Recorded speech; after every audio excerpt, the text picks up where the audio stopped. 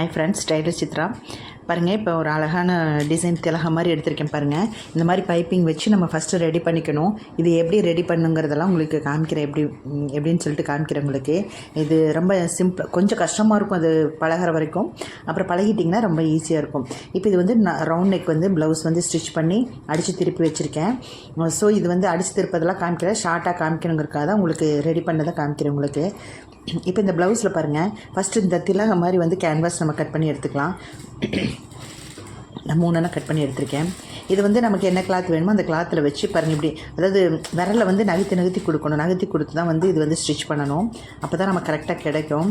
திலகா மாதிரி வந்து நம்ம கட் பண்ணி எடுத்துக்கலாம். ஒரு 3 பீஸ் எடுத்திருக்கேங்க கேன்வாஸில். அந்த கேன்வாஸ் வச்சு அந்த கிளாத்தை வந்து அப்படியே வச்சு பதிச்சு நம்ம கட் பண்ணி எடுத்துக்கலாம்.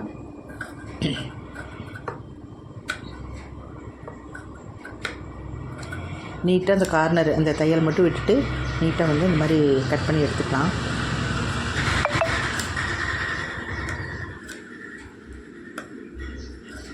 பிசு இருந்தாலும் சைடில் வந்து ஃபுல்லாக கட் பண்ணி எடுத்துக்கலாம். நம்ம இந்த மாதிரிலாம் கிளாத்தில் வச்சு தைக்கும்போது இது ரொம்ப அழகாக இருக்கும் பார்க்குறக்கு. நம்ம பேட்சுக வச்சு தைக்கிறத விட இந்த மாதிரி கிளாத்தில் வச்சாலும் ரொம்ப அழகாக இருக்கும். இப்போ பாருங்கள், இப்போ இந்த எல்லோ கலரில் வந்து ஒரு பைப்பிங் வச்சுருக்கேன் பாருங்கள். இந்த பைப்பிங் கிளாத்து எப்படி வைக்கிறதுன்னு காமிக்கிறேன் பாருங்கள். இப்போ இதுக்கு அதே பிளாக் கலர் எடுத்திருக்கேன். ஒரு 1/2 இன்ச்சு வந்து கிராஸ் பீஸில் தான் கட் பண்ணணுங்க நம்ம, மறக்காமல். பாருங்கள், இந்த மாதிரி கிராஸ் பீஸ் வந்து கட் பண்ணி எடுத்துக்கலாம். கட் பண்ணி எடுத்துகிட்டு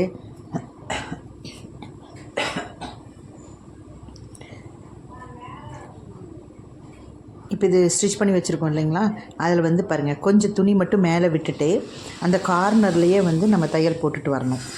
பாருங்கள், இப்போ வீடியோவில் காமிக்கிற மாதிரி பார்த்துக்குங்க. இந்த கார்னரில் நம்ம தையல் போட்டிருக்கோம் இல்லையா, ஏற்கனவே பதிச்சிருக்கோம் இல்லைங்களா, அந்த தையல் மேலேயே இந்த லைனிங் கிளாத்து பீஸ் வந்து அப்படியே அழுங்காமல் கட் பண்ணி ஃபுல்லாக வந்து அப்படியே ரவுண்ட் பண்ணி கொண்டுட்டு வரணுங்க.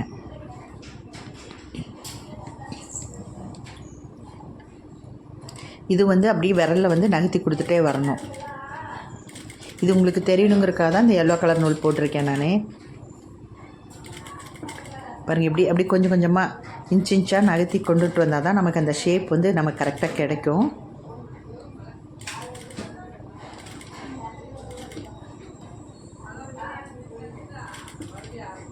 இந்த மாதிரி சன்னமாக நகர்த்தி கரெக்டாக அந்த ஒரு குதிரை அளவு இடம் மட்டும் அப்படியே ரவுண்ட் பண்ணி அப்படியே தைச்சிட்டே வரணும் கிராஸ் துணியை.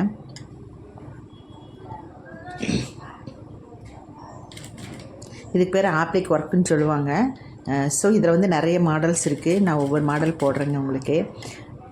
இப்போ இந்த ஃபஸ்ட் அடிச்சிருக்கோம் இல்லைங்களா, பாருங்கள், அந்த கிளாத்தை வந்து இப்போ இந்த மாதிரி மடிக்கணுங்க. நான் வீடியோ எனக்கு சொல்ல தெரில, ஸோ வீடியோவில் காமிக்கிற மாதிரி இந்த மாதிரி நிமித்தி விட்டுட்டு அதை வந்து அது மேலே வச்சு நம்ம அப்படியே தைச்சிக்கணுங்க. அப்போ தான் இந்த ஃபினிஷிங் வந்து நம்ம கரெக்டாக வரும். இதெல்லாம் ஒரு சின்ன சின்ன டிப்ஸு, நுணுக்கங்கள் தான். ஸோ அதனால தான் ஸ்கிப் பண்ணாமல் பாருங்கன்னு சொல்கிறேன். ஒவ்வொரு வீடியோஸ்லேயும் வந்து ஒரு சின்ன சின்ன நுணுக்கங்கள் இருக்கும். அதுதான் டெய்லர்களுக்கு மெயினாக தேவைப்படும். ஸோ அந்த நுணுக்கங்கள் இருந்தாலே நம்ம வந்து நீட்டாக தைச்சி பழகிக்கலாம், ஃபினிஷிங் கிடைக்கும். ஸோ அதுக்காக தான் சொல்கிறேன். பாருங்கள், இந்த கேன்வாஸ் வந்து லைட்டாக வந்து நம்ம அட்கட் போட்டுக்கணும். சின்ன சின்னதாக நம்ம கட் பண்ணோம்னா தான் நமக்கு வந்து திருப்பி கிடைக்குங்க. உங்களுக்கு கட் பண்ணாமல் தைச்சோம்னா அது நமக்கு ஃபினிஷிங் வந்து கிடைக்காது. ஸோ அவ்வளோதான். பாருங்கள், இப்போ வந்து இதை அப்படியே திருப்பிக்கலாம். பாருங்கள் ஷேப் வருதுங்களா.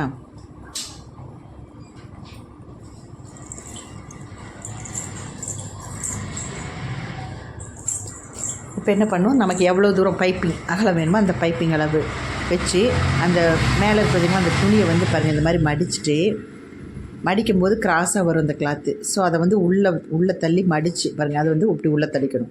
உள்ளே தள்ளி மடிச்சிங்கன்னா ஷார்ப் வருதுங்களா. இந்த மாதிரி இதில் வந்து நம்ம ஃபுல்லாக வந்து ஸ்டிச் பண்ணிக்கணும். பாருங்கள், உள்ளுக்குள்ளே வந்து நம்ம தையல் போடணும். அப்படியே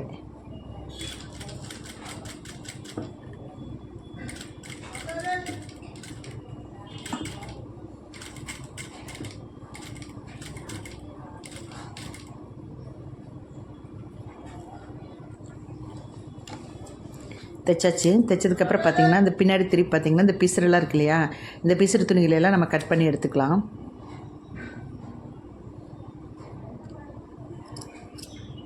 இது ஃபுல்லாக வந்து அப்படியே கட் பண்ணி எடுத்துக்கலாங்க.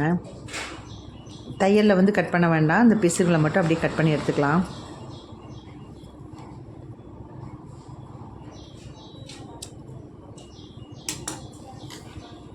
அவ்வளோதான். பாருங்கள் எவ்வளோ அழகாக இருக்குதுன்னு பாருங்கள்.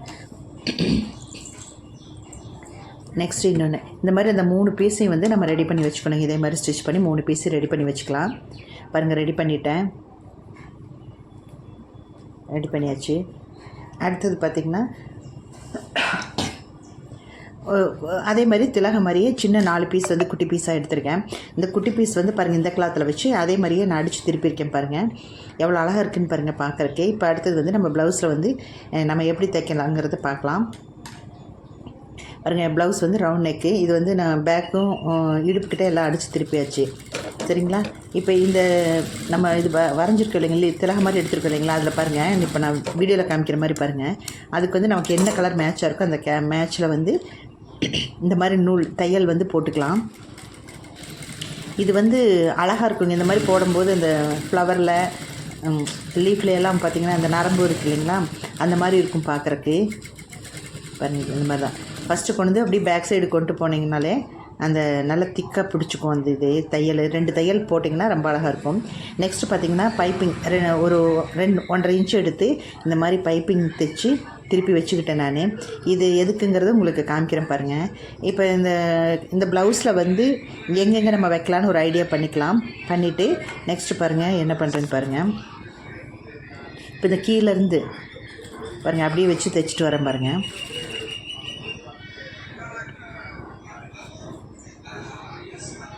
தைச்சிட்டு அங்கங்கே இந்த லீஃபு அந்த இலை மாதிரி இருக்கு இல்லைங்களா, இலை கலரு அதெல்லாம் வந்து நமக்கு எந்த இடத்துல நமக்கு டிசைன் வேணுமோ அந்த இடத்துல வந்து நான் ஸ்டிச் பண்ணுறேன்.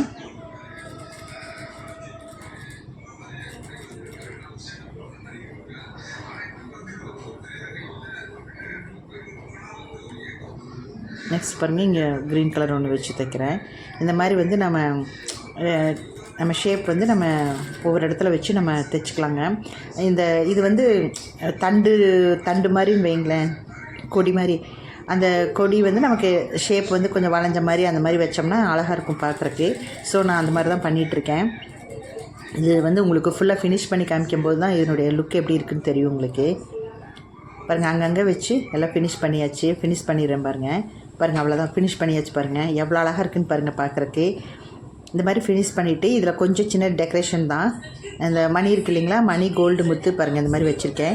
அந்த நெக்குக்கு வந்து இந்த கிளாத்லேயே வந்து நம்ம வைக்கலாம், இல்லைனாலும் நான் இப்போ பேட்ச் மட்டும் வச்சுருக்கேன். நான் பாருங்கள் அவ்வளோதான் கோல்டு முத்து வச்சுருக்கேன் பாருங்கள். ஒவ்வொன்றிலும் கோல்டு முத்து அந்த ஒயிட் கலர் பாசியும் வச்சு ஒரு சின்ன டெக்கரேட் பண்ணியிருக்கேன்.